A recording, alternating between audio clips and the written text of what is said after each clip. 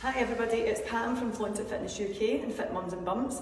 I'm just dropping in today to give you a little video on some exercises to do for your foot, any foot pain, plantar fasciitis, anything like that. If you spend quite a lot of time with your feet squashed into shoes all the time, then your feet can suffer, and what can happen is when you've got foot dysfunction, it can lead up towards calf muscles, up into the knees, up into the hips, etc, etc as well. Pelvic floor activation, core as well. So I'm going to give you a few moves that you can do quite easily to start to get a wee bit more movement into the foot. What I will say is to try and have as much time barefoot as you can, so taking your shoes off and walking around without any shoes on, or you can invest in a pair of barefoot type shoes. You can find them, they're very popular now. So you can hold onto a wall if you want for this one. All you're going to do is come onto the toes at the back, roll over the toes, and then just come down into almost like a lunge position, and then come back and press down towards the floor. Roll over the toes. So you're trying, it's as if you're trying to get the front of the foot to come in contact with the floor. The further forward this foot is, the more balanced you'll probably be. Let me just get centre. The more balanced you'll probably be. So feel free to move as much as you need. Stretching out through that front of the foot as much as you can, just to give the toes a release and all those muscles coming down along the front of the ankle and along the front of the foot. And then you can swap to the other side. You might get some toe cracking going on as well. So you're starting here and then rolling over the toes, coming down, and then bringing it back up. So down, and then back up. Imagine you're trying to lie the top of your foot down onto the floor to get that stretch and that release in that area. Okay. Good, let's go for one more. Perfect.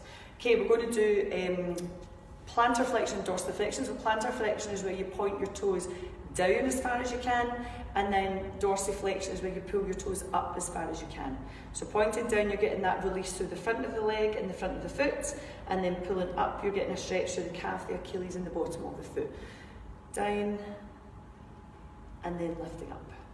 And once more, you can do this holding on, you can do it seated, where you're at your desk even as well.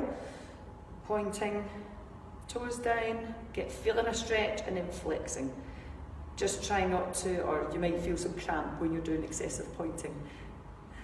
Try and relax your toes in between. Again, so point, and then flex. And holding on to a chair or a wall or doing this seated is completely fine as well.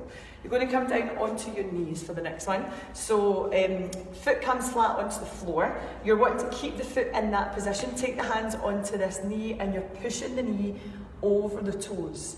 What you want to do is keep that heel down so that you're really stretching here. You're getting mobility into the foot, there, and then bringing it back. And then do that again. So you hold this one for a little while. So you can either bring the hands down onto the floor, whatever's comfortable, or you can use your body weight to kind of push that knee further forwards. Getting lots of stretch through the back of the leg, back of the ankle, into that Achilles. Once more, coming forward, so there, or taking the hands on. As long as you're keeping the heel in contact with the floor, because that's what's going to give you the stretch. Let's change to the other side. So the other foot comes forwards. Let's lean. And you might notice one side you get more movement than the other side, which is quite, can be quite normal, because we generally have one side that behaves a little bit better than the other side. So pushing forwards, and then coming back, and then once more. So either pushing and pushing here into the top of the knee, just to encourage the knee come a bit further forwards to get more stretch, and then bringing it back. Okay, come down into a seated position. Again, you might want to do this on a chair and remove your socks. You might want to do this on a chair if you find being on the floor for any length of time is a bit uncomfortable. So there. Grabbing hold, I prefer to hold kind of underneath, because it keeps this free, but you can rest your foot. So if you've got like a yoga block or something, you can rest here so that your foot hangs over the edge, and all you're doing is just getting a wee bit of movement into the ankle. So there, you can also hold in front. So you're circling around, crack, crack, crack, and then changing direction. And your feet always feel a wee bit better after this little bit of TLC. Okay, swap over to the other side. So again, you can hook that arm under, you can rest it on top of something like a yoga block, or you can take the hand over. So big, big circles. Round, round and round, and then change direction, take it the other way. Good. Okay, next one. You can either place the hand over the toes and you've got like the heel of the hand coming into the ball of the foot like that, or you can spread the toes a wee bit by taking your fingers in between the toes. Sometimes they want it, sometimes they don't. There we go. And you're circling the ball of the foot around, pressing the heel of the hand into the ball of the foot. Again, choosing what position you feel best, holding that leg. Get the toes circling as well, you might get a wee crack. I know my big toe wants to crack, but it doesn't seem to. I can feel it's just going to, but it's not actually happening. There, and round. And then let's swap over to the other side. So that foot feels, my toes feel much more spread already on that foot than what they do on this one. It's quite unbelievable actually. So the fingers coming in between. Sometimes they want to, sometimes they don't. And then give them a little circle. Remember, you can place the heel of the hand into the ball of the foot with the fingers coming over the toes if you don't want to feed the fingers through. Sometimes it's quite easy to do it, other times it's not. It just depends obviously what footwear I've been wearing, how my toes are responding. Oh, there's that toe, giving it a good click. Good. And then come back. Take your hands, this is one that my yoga instructor does that I really like. So your hands here, and you're just like ringing your foot. So one foot comes kind of at the bottom of the ball of the foot, the other is over the top, and you're just ringing forwards and back. Pressing the thumb in at the back of those toe joints, there and there. So forwards and back. Try the other side. So forwards, back. Oh, see, this one's always much stiffer than the other one. Again, resting that foot on sort of the leg on something if you find it's a wee bit hard or difficult to keep that leg lifted. Good. Okay, you're going to come over here, tucking your toes under, coming onto the knees and sit your bum back onto the heels and then just sit back. So you're tucking your toes under, getting some space.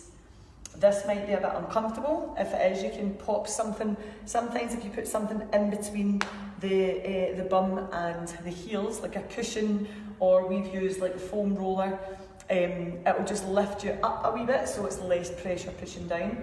Not hugely, but it can give you a wee bit of relief. And again, you can come forward as well. Just try and make sure you're not rounding. Make sure you're lengthening through the back. So you're stretching the bottom of the feet. You're getting more mobility into the toes, and you hold for as long as it's comfortable, and then you just untuck, bring the fronts of the feet down, squeeze your knees together, and then lifting the knees off the floor. There. And if it's uncomfortable to do that, you can place your foot on like maybe a yoga block or a cushion. So you're just near this part here of your foot, and then you can sit back and it stretches off the front of the foot. Or you're here. Okay, one more when we come up to stand.